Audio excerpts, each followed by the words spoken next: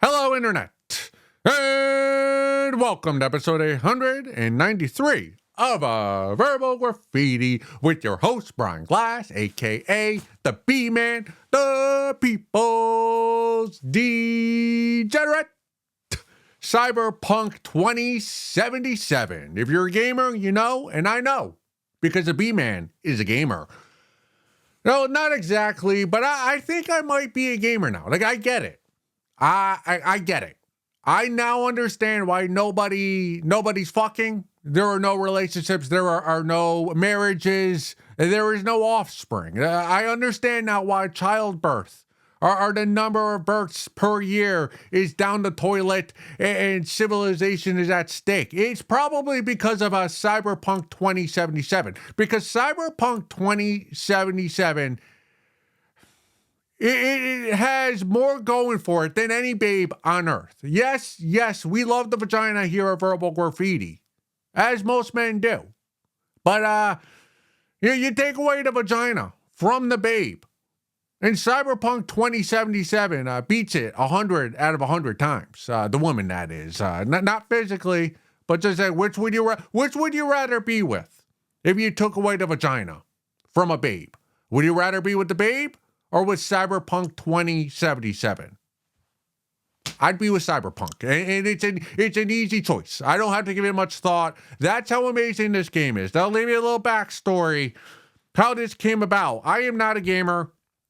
My heyday, I was probably Sonic the Hedgehog, 007, like Sega, Nintendo 64. I think that the last game I really played was PlayStation 1.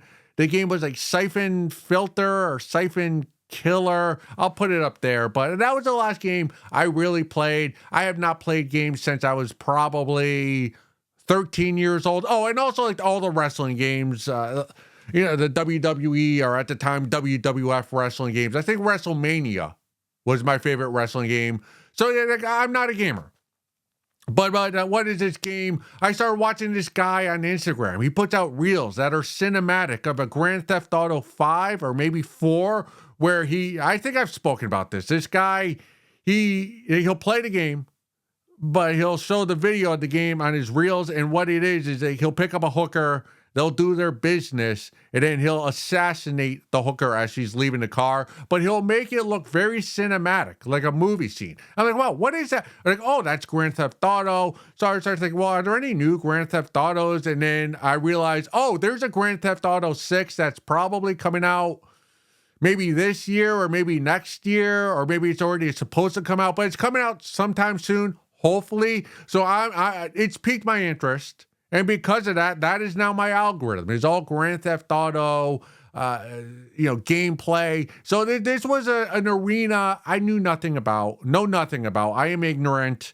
So I watched all the Grand Theft Auto videos, and then this Cyberpunk 2077 came on the screen on YouTube. That is, I'm like, well, what the fuck is this? That sounds something interesting. Cyberpunk, I remember that from the 90s. What's this all about? Watching this lady babe streamer play for like 6 hours. I think I watched her play for 2 hours one night. And this game is awesome. Like, I gotta play this game. I gotta play Cyberpunk 2077. So I go on the app. So I start looking up, what's it called? Steam? I think that's a game. That's how ignorant you're probably laughing at me right now. So I'm playing. I download this app, Steam, which I guess is a gaming library kind of setup where you can buy and keep all your games there digitally. And it just so happened, this was the weekend after Thanksgiving. I look up Cyberpunk 2077 after downloading Steam, and they have it on sale for like $20 after fees and everything. It's like $24. I'm like, fuck yeah, I'll buy that. So I'm playing it Thanksgiving weekend, and I'm terrible at it. Like, I'm horrendous. It's first player shooter. I'm playing with a keyboard and a mouse, and it takes me about 3 hours, and my hands start to hurt because I have pain in my hands. So like, I can't really play video games for an elongated period of time, because if I do, I get a lot of achiness in my hands. So that's probably going to prevent me from playing this game every night, hours at a time. And it's probably a good thing, Because if not for the pain in my hands and my forearms, I'd probably quit stand-up. I'd quit verbal graffiti. I'd quit trying to get the babes. I'd probably become malnourished. I'd probably lose my job. And I'm not being hyperbolic. That's how fun this game is. I'm only one mission. If you don't know, it's kind of like an open world city, like dystopian city. Think like Japan, Tokyo, like those Asian countries. That's kind of what the look is. Maybe a rundown New York City. It's cityscape. But the graphics are awesome. It's amazing how far the graphics have come the last 20 years, at least to me. Coming from PlayStation 1 to Cyberpunk,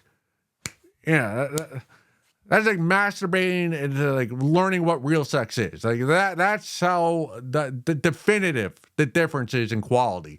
And so I'm playing, and the first mission takes me 3 hours to beat. And it's only like 5 guys I got to shoot down. But it's like an office building, like a floor in an office building.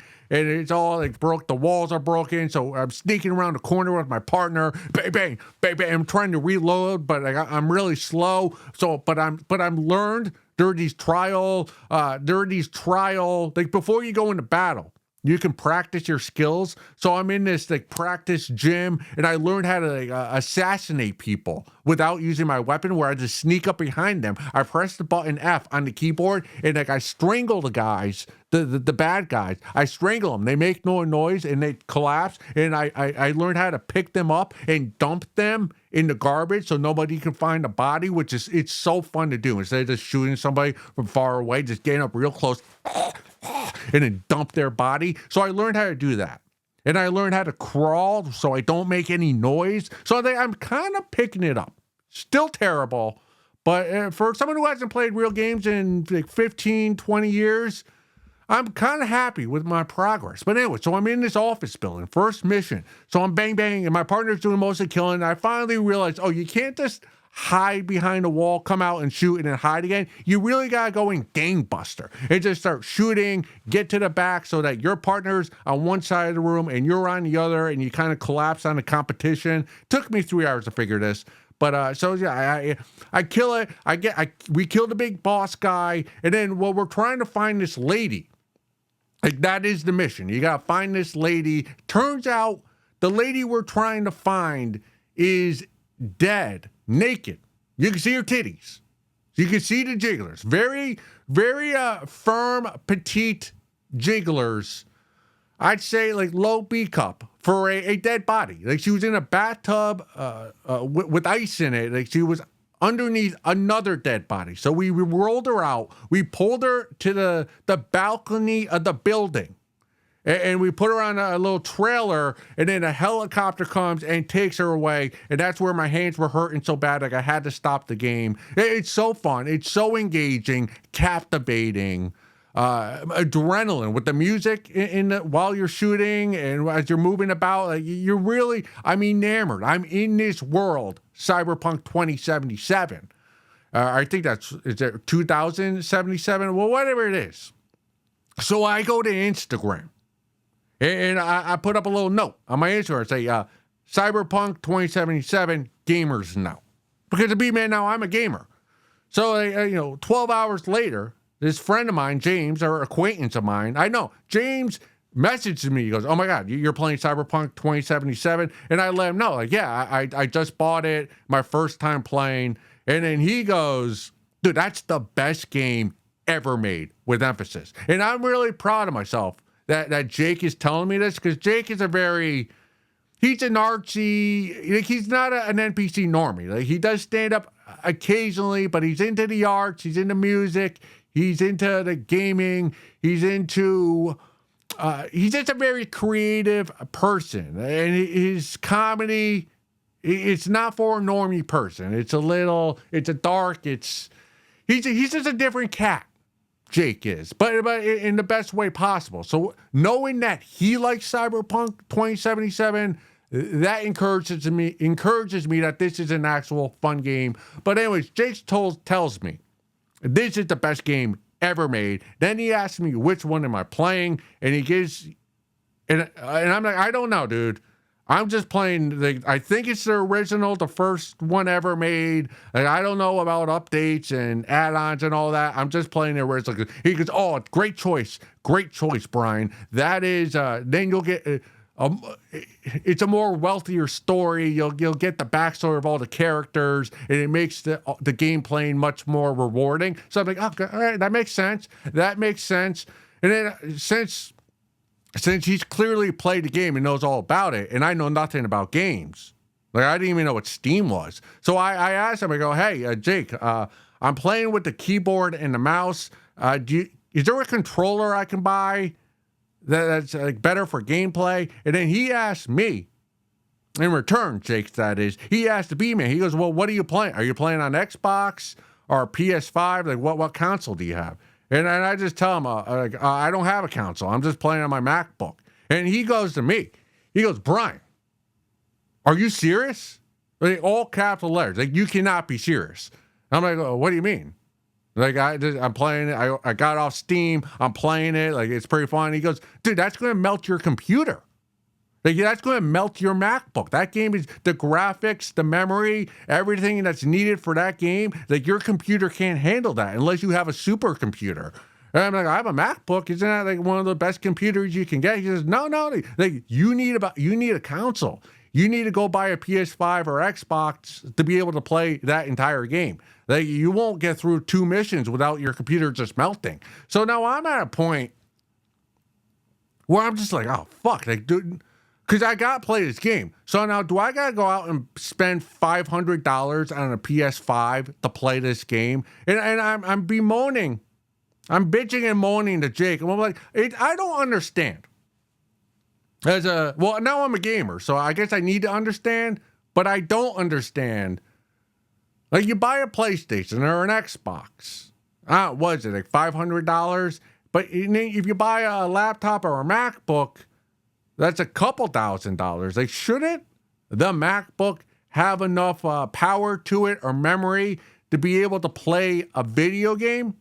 Because isn't it a more powerful piece of technology than an Xbox or a PS5? Am I wrong? But Jake was trying to explain to me that those consoles, like the PS5, is made specifically for gaming, whereas the MacBooks are not. Those are more for files and searching websites. So I started looking it up, and like PS5 is like $500, and then the controllers are another $200, and then there might be more other, I don't know, like tools, and you gotta buy a monitor. So like, this is gonna cost me over $1,000 to play fucking Cyberpunk 2077. And I don't even know if I'm physically capable of playing the game, because again, I have pain in my hands and in my forearms, so I can't play for more than an hour, maybe 2 hours at a time. And this game's intense. So I'm fucked. Like, I'm a gamer and I'm fucked. I guess if you're a gamer, you're probably laughing because you're like, yeah, welcome to the world of gaming. They suck all the money you have out of you. Because I've been watching videos on YouTube, and there's a lot of controversy in the gaming world with the AAA companies and how there's just a lot. You know, because I guess the AAA companies, which are the big gaming companies, they're trying to get everyone on subscription so that you don't physically own the game, whereas the gamers, they want to own the game and not pay for the subscription. There's a lot going into it. But again, I just want to play Cyberpunk 2077. I believe I should be able to play it on a MacBook. But I guess I can't. So now I have to go spend $1,000 on PS5 and a controller and a monitor and the actual game. But yeah, that's Cyberpunk 2077. That's who I am now.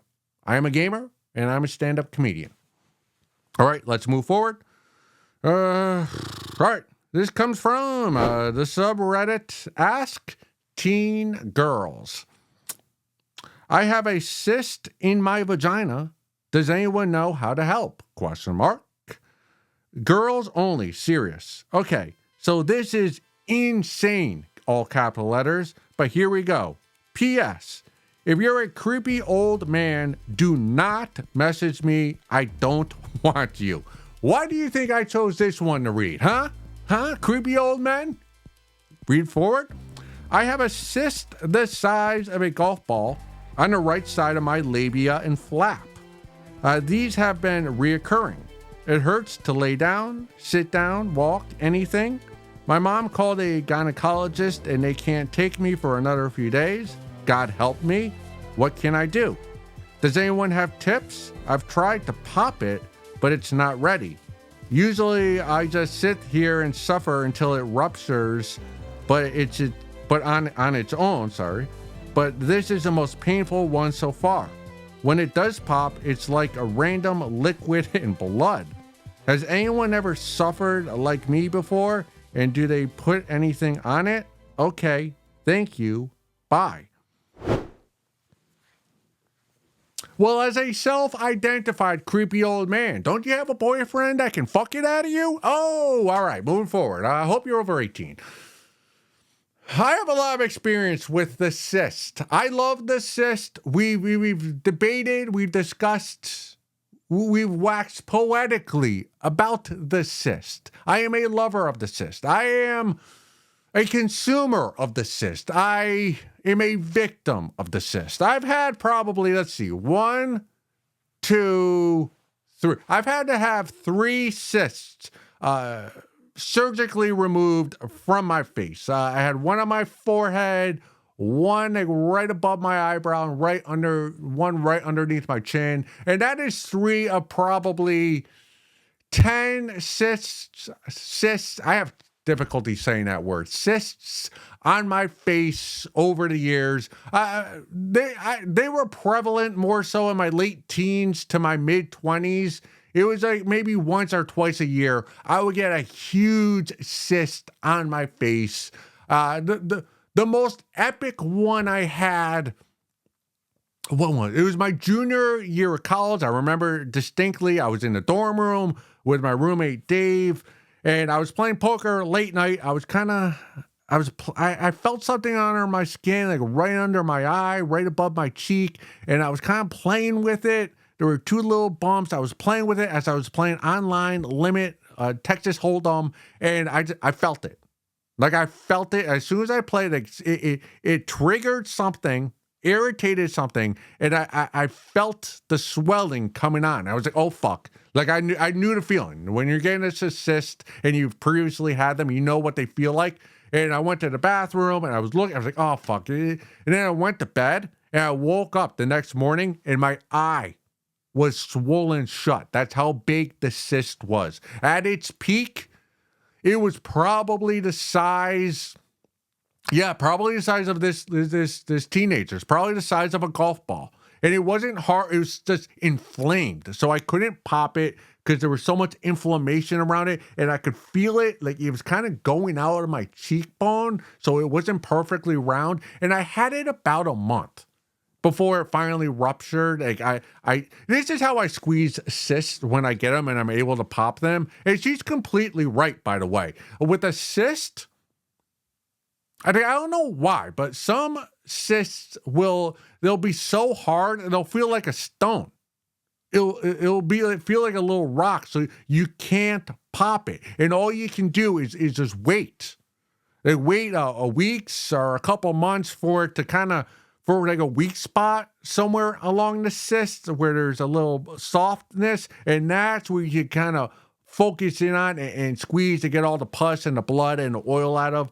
But when you get to that point where you see a little white mark where you're like, oh shit, there might be some pus right there, or there's a little softness in the cyst. The way I squeeze them is like this, like that. That's not enough pressure for a cyst. The way I do it is usually I go thumb, index finger, like I'll squeeze, but then I'll take my other hand to put more power on it, and I'll have both hands, and I'll squeeze it, and then usually like a volcano, and it shoots all over the mirror, and that's how I ended up popping that one. I had a little bit of pus, but it was mostly blood, and then there was blood just gushing down my cheek onto my chest for maybe a half hour. That's the only one I've had where like this blood kept coming out. Usually it's just pus and oil. But that's like I've had them on my face. They're painful. They leave they leave scars. So I know I know your plight. I know what you're going through, even though I don't have a vagina. I've never had a cyst on my vagina. Although those are my two favorite things on the anatomy is a cyst and a vagina. That's why I'm very curious about yours. And my mom right now, she has one on her back, which is in a perfect spot for her because it's the middle of her back, so it's not on her face or it's not somewhere visible, and I'm able to pop it twice per year. I'll put a photo of the pus on my chest because I'll pop it and it'll shoot all over my shirt. But twice per year it fills up and I pop it. Normally I say if you have a cyst, they don't get the sac removed because they're fun to pop.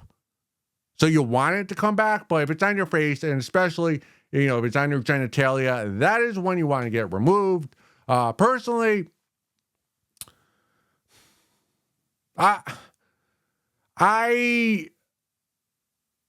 think I need to willfully keep myself away from cyst popping videos because if I watch one, the rest of my night, the rest of my weekend is ruined. I've been down like 3-5 hours to keep trying to find a bigger, more gnarly cyst.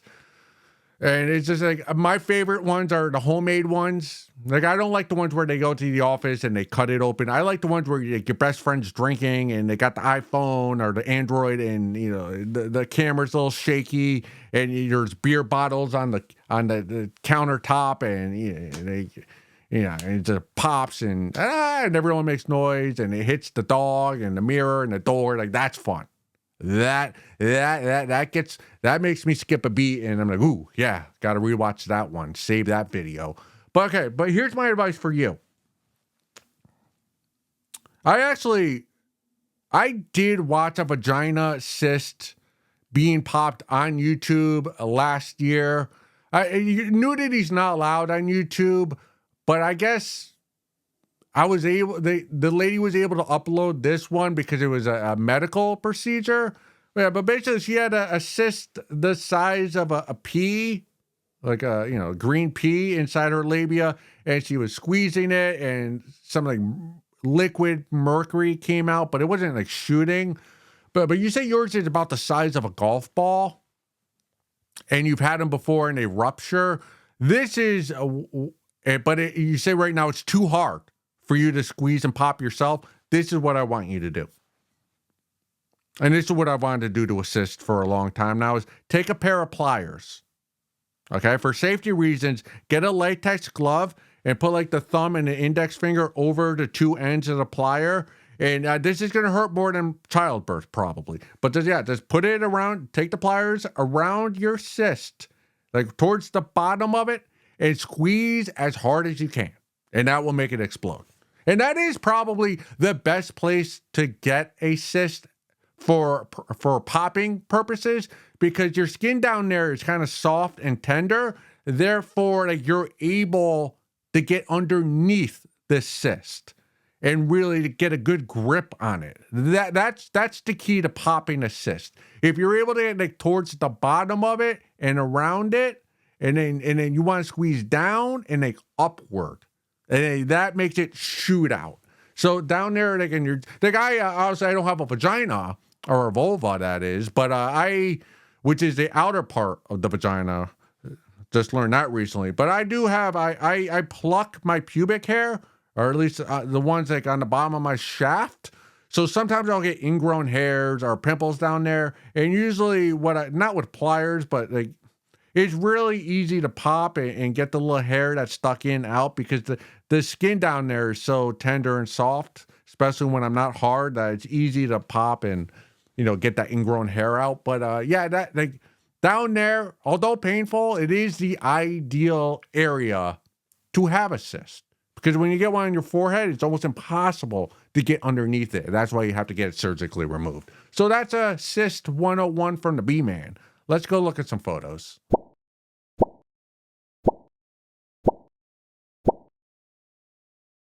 Episode 193, segment 2. The B-Man is a new man. I have a new identity.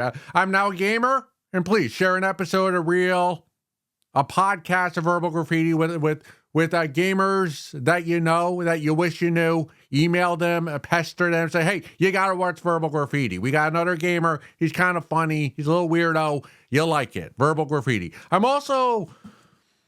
now reading a book on Richard Nixon. I did not realize this was a 700-page book when I ordered it. Not on Amazon, because I'm anti-Amazon, because all their products are shit and are made from China and fall apart and aren't worth the price.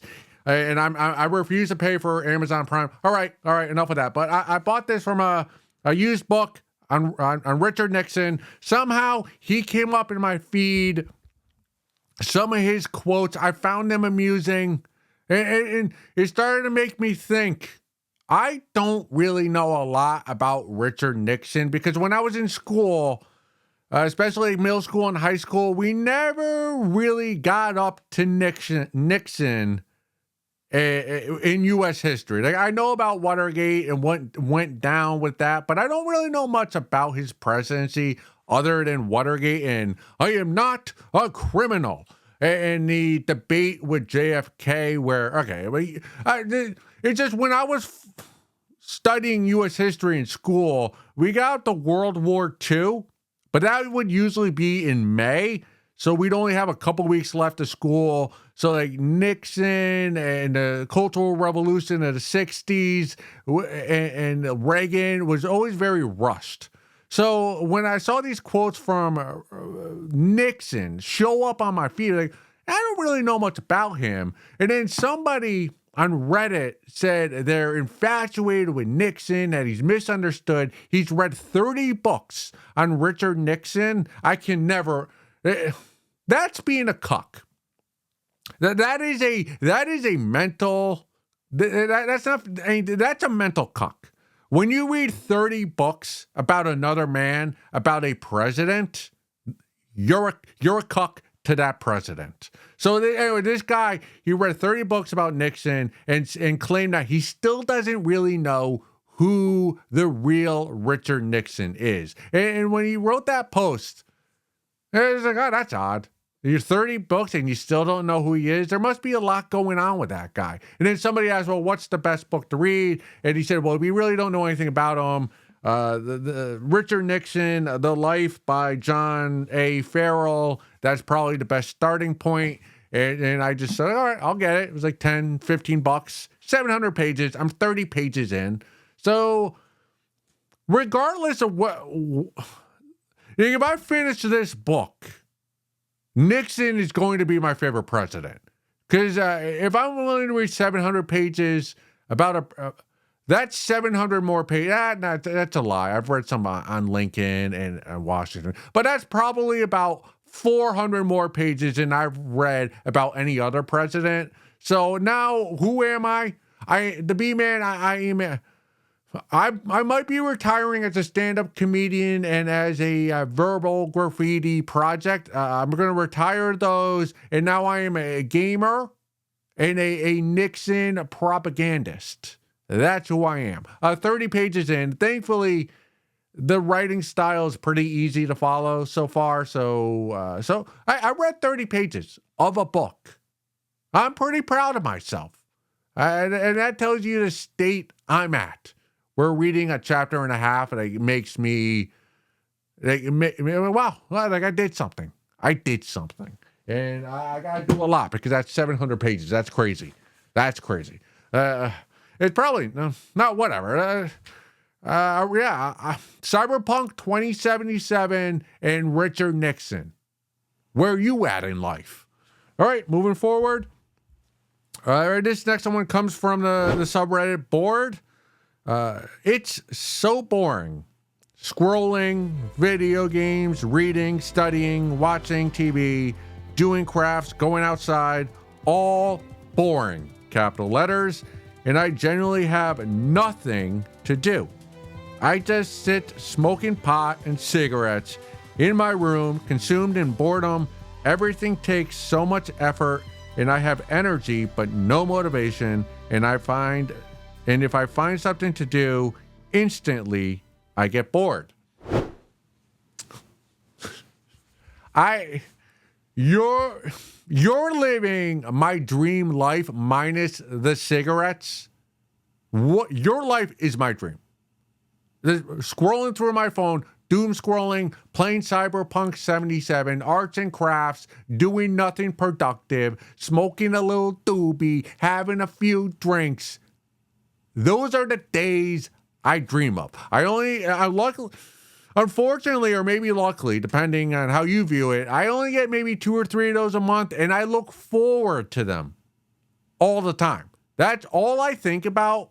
All I look forward to is having a day where I have nothing to do. And usually it's like a Saturday or a Sunday later in the month when I've finished all my reels. I don't have a stand-up gig. It's a day off from work, and I've gotten all my work done, all my side projects. It's 11 a.m. I get up late, and it's like, damn, I got nothing to do. And I just lay in bed, scroll through my phone, have a few cocktails, read a little book on Nixon, and just pass the time away. And I love it so much that it gives me anxiety during the day of nothingness. What I mean by that is, like I'll wake up 10 a.m. I'm a night owl. I don't like waking up early. So I wake up at 10 a.m., have a breakfast. It's noon. Maybe I'm watching a little football. And I'm in my glory, doing nothing, being a waste of matter, of skin, of humanity, doing nothing productive. And I'm just eating junk food, having a chicken pot pie, just doing nothing.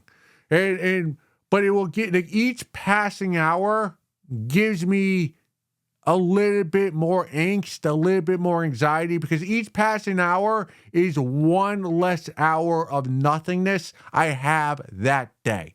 And that's always on the back of my mind. It's like an hourglass. Like, oh, it gets dark out. Okay, I have 5 more hours till it's 12:31 a.m. and I got to go to bed for work the next day. And it's like 9 o'clock and then 11 o'clock. It's like, oh man, I only got 1 hour left till maybe like 7 more days or 14 more days till I get another day to waste.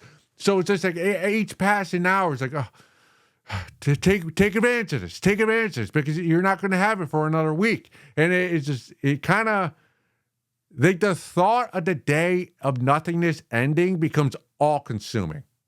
And that's why I actually don't like going on vacations, because when I go on vacation somewhere, all I'm thinking about is one fewer day. You go there on Monday and then you come back on Sunday. Oh, it's Tuesday. Oh, I only have 6 days left. It's Wednesday, I only have 4 days left. And like that countdown, I'm always thinking about that countdown of when it's over and not wanting it to be over. So when I do go on vacation, let's say it's a week-long vacation, it's a week of dread, because I'm always dreading the last day of that vacation. Now that I think about it, that's kind of life.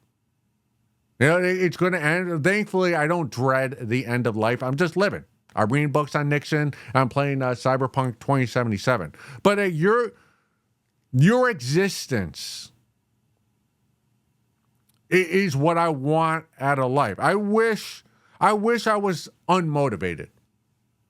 Like, it must, being in your state, being an unmotivated person like yourself or like this poster on Reddit, you must look at people like me who are motivated. Now, there's a difference between motivated and successful. I'm not successful, but I am motivated.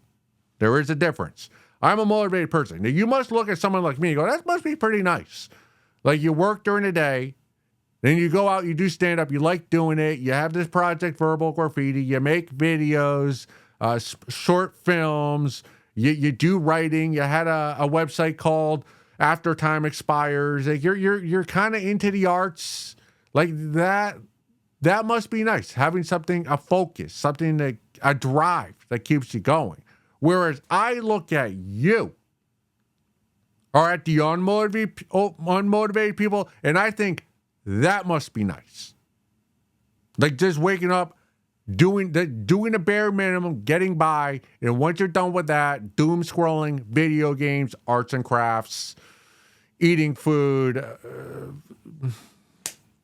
jumping jacks, whatever it is. Like you're just wasting your time. That must be nice if that's your life. But that's not me. That's not me. The Sunday after Thanksgiving was a day of nothingness for me. I was done with all my family obligations. We've gotten our Christmas tree, put up all the decorations. I'd finished. I didn't have any stand-up that night. So I just had it there. I watched football, catch up on some stories on the news, doom scroll through my phone. But even then, like 8 o'clock, it's like, I got to do something. I've done nothing. I got to do something productive. It's just, that's in me. That's part of my makeup, part of my anatomy. So I made a shower scene for a movie that I'm making. And after doing that, like, I felt good about myself. I was like, okay, I did something productive today. I could live another day. I deserve to live another day. Like, even that day of nothingness, like I forced myself to do something productive. But again, we always want what we don't have. The motivated want to be unmotivated. The unmotivated want to be motivated. It does make me, that's what I miss about childhood, is the boredom. The kids, the playing, the sports, the school, the pranks, the hijinks, the video games, Sega Genesis, that's all nice, but there's the boredom. Having nothing to do. It's summer. The long day. It's summer when your kid is long. And it was boring. You wake up, you watch The Price is Right, you watch a rerun of 90210, you play wiffle ball, you go swimming, you come home for an hour, you have dinner, you go back outside, you play night tag, and then you do it all over again the next day. But then there are those days where all the other kids in the neighborhood, your friends, they're away. Their parents took them somewhere, so there's no one to play with.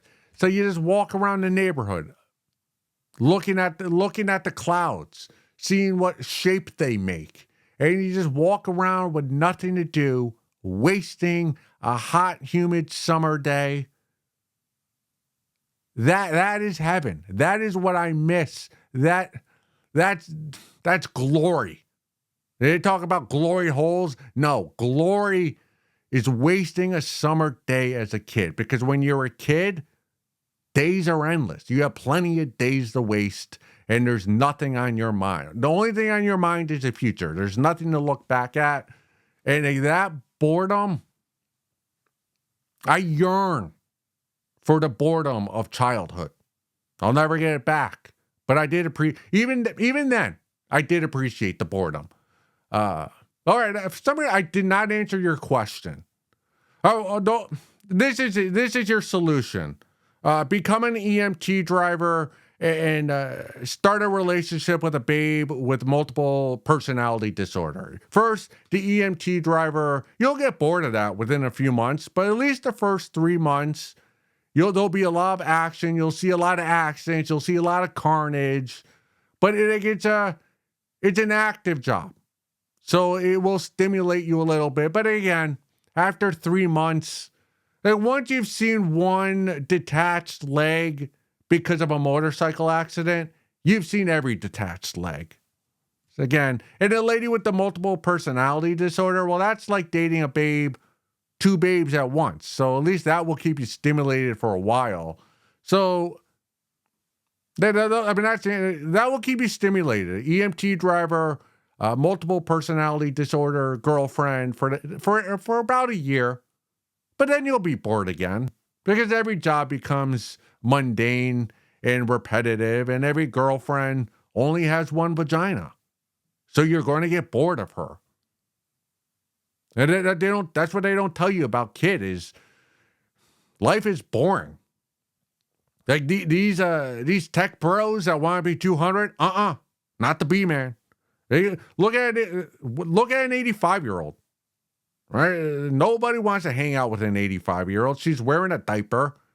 So you're 85, you start wearing a diaper, which means you live at 200. You're wearing diapers for 120 years. Who wants to wear a diaper for 120 years? Right? Once you hit the age 25, you become ugly. Once you hit the age 40, nobody wants to hire you anymore. So, like, then the last 150 years of your life are going to be miserable. Like, no one's going to want to look at you. Nobody's going to want to pay you. You're just an outcast. And it's going to be boring as fuck. Go suck a fat one.